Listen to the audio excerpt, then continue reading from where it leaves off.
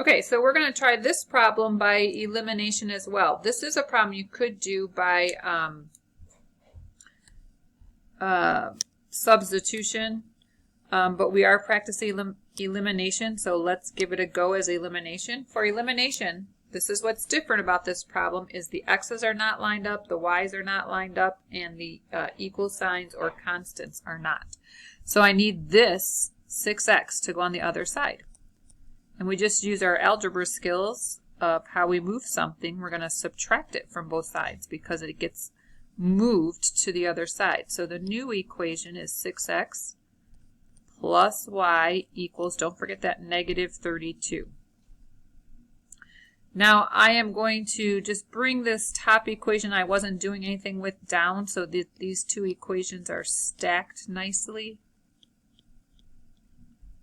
Okay. Now I can look at this and go, all right, I'm ready to do elimination. This is beautiful because if I add these together, the x's drop out. So that's eliminated. That's why it's called elimination. 1y plus 7y is 8y. And negative 32 plus 16 is negative 16.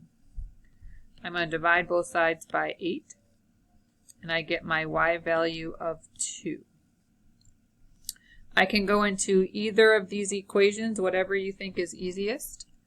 Doesn't matter which one. And I'm going to plug in 2 for y.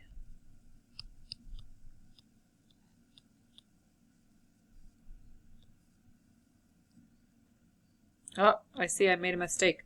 This is actually 16 divided by negative 2 is, I'm sorry, 16 divided by, negative 16 divided by 8 is negative 2. So this should be negative 2. All right, now I'm going to add 32 to both sides. And I get 30 equals 6x. Divide both sides by 6. And I get my answer of 5 for x. So my ordered pair would be 5, negative 2. And again, I can plug that in. 6 times 5 is 30. Plus 7 times negative 2 is negative 14. When I add 30 and negative 14, I get 16, so it works there. And then negative 2, does it equal 6 times 5, which is 30 minus 32? Yep, negative 2 equals negative 2. All right, pretty easy.